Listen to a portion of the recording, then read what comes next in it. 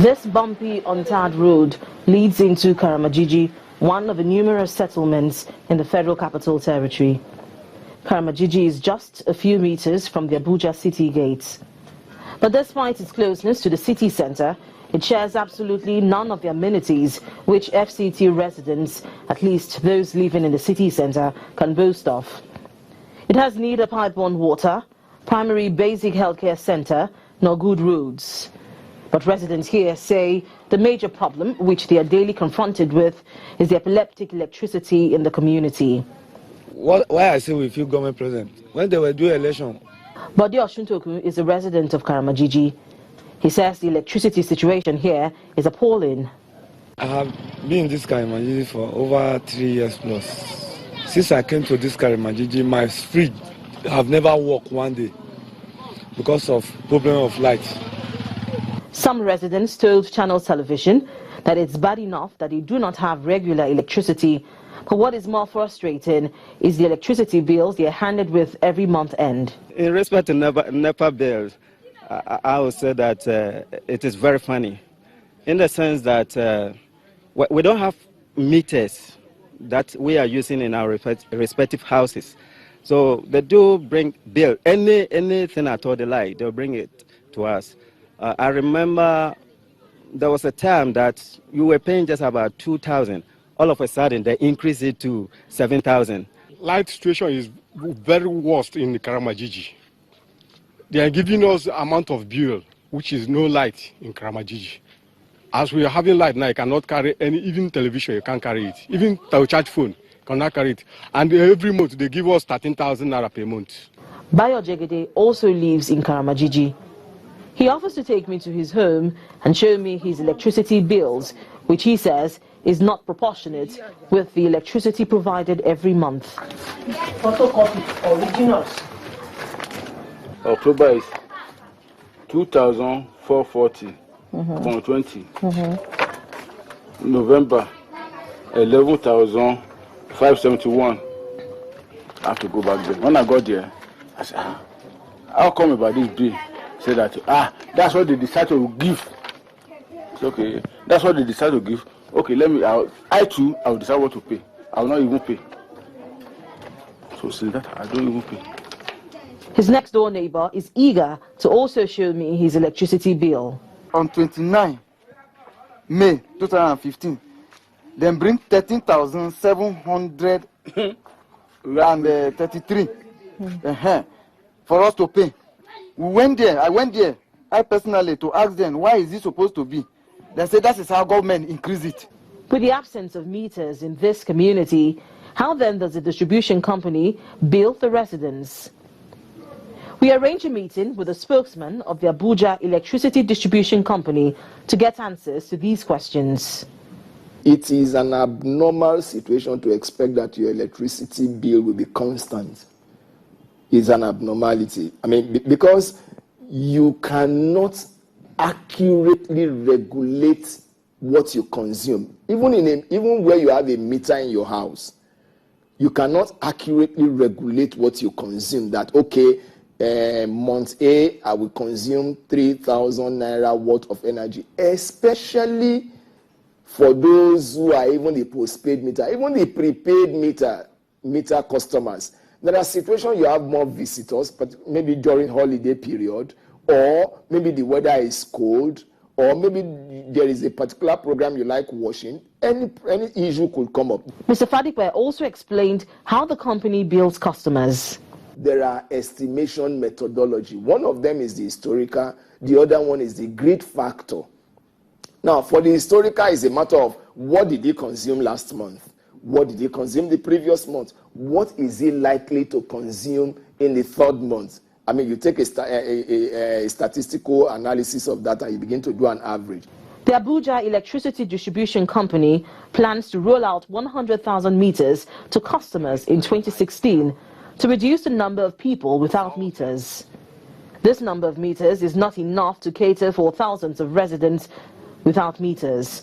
Nevertheless, the rollout is expected to address the problems of overbilling and give customers confidence that they are paying exactly for electricity consumed. Ninda Akibe, Channels Television News. Welcome back, and you are watching the Crux live from Channel Studios in Abuja. We are talking about electricity metering. As we saw in that report, people do not have confidence in estimated billing. Now, before we went on the break, we were talking to the discos about the methodologies for how we come up with estimated billing. But there's clarity, I think, in the minds of everybody that actually meters would solve this problem and will give consumers confidence that they are paying for power that they have consumed. So I want to start by bringing in the manufacturers. Why are you not supplying meters to the discos so that they can give meters to their customers? Good question, actually. But I'm not sure the question should be why are we not supplying meters, right? Because as I mentioned earlier, we have the capacity to supply. I mean, not just to supply, but to actually produce, supply, and install these meters. I think it's more so the uptake from the distribution companies, right? At the onset, or shall I say, at the beginning of the privatization process, or post-privatization, we saw very little uptake at the time. So in 2014, several manufacturers like ourselves were bleeding for the most part. We had capacity, right, installed capacity and the ability to produce these meters. In fact, many of us had borrowed money, right, from both the DFIs and the commercial banks at double digits, produced many of these meters that were available. But at the time, you know, the discos obviously at the time as well were saying that they were understanding their assets. They had just acquired these assets. They needed to do, as Bob mentioned earlier, enumeration, understand who is within their network, who should get what type of meters and all. But the real answer to this really is that, Ms. Moderator, there's a shortage of financing in the system, all right?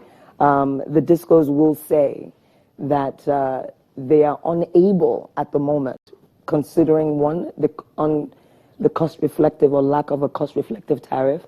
They're not collecting enough revenue to be able to fund fully what the meters will cost. Take, for example, a single-phase meter that is a smart meter that you're rolling out in a city, right? Under the old NERC price, right, that meter would cost about 42,000 or so. A three-phase meter. How much does it actually cost to sort of manufacture and install? Now you're asking me for the trade secrets and how much it actually costs me to produce my meter. If a disco comes to you and wants to buy a meter, what's the market price? Right, so the market price is what I just stated. It's about 42,000 on a single phase and about, and correct me if I'm wrong, about 60-something thousand on a three-phase meter. And this price is a uniform? They're uniform, set by the regulator. Now the problem with that at the moment as well is the fact that this prices was set in 2014, when the foreign exchange rate at the time was about 160 naira to the dollar. Today we are at CBN rate, probably about 330. But you proudly told me at the beginning of this program that you're a Nigerian company. Absolutely. And you manufacture in Nigeria. Absolutely. So why are you that adversely affected by the foreign exchange? Excellent. I'm trying to understand that. Excellent question.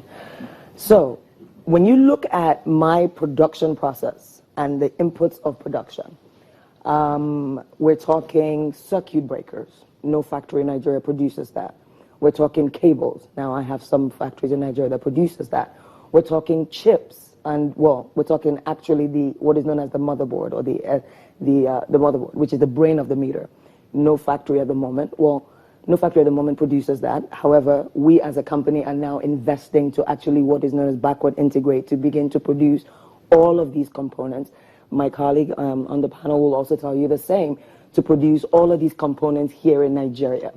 Prior to now, none of these components that are used in a meter are produced in Nigeria today. Okay? Mr. Balogu, let me bring him in. Of course. If I'm a disco and I come to you today and I want to place an order for 10,000, 20,000 meters, will you sell them to me at the NERC regulated prices, or will you say to me, actually, no, the dollar has changed in price and therefore I won't sell?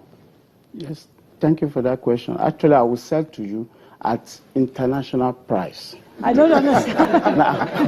now what does that mean exactly? You see, Look, it's very important we realize that meters, the component that consists meter as a body, is all about solid-state devices, electronics component like IC, transistor, resistor, and so on and so forth. They are made all over the globe. Even most of the countries source their component all across the globe. There are some basic components we're supposed to have locally, like the plastic component, which we have petrochemical industry that's supposed to produce. But we are saddled with lack of uniformity in our demand. So to actually engage the petrochemical company to produce all those plastic components becomes an issue because they need volume. So those are part of the challenges. So realistically, if you were going to sell your meters, what would be a competitive price that allows you to sell to the market and be confident of recouping your investment?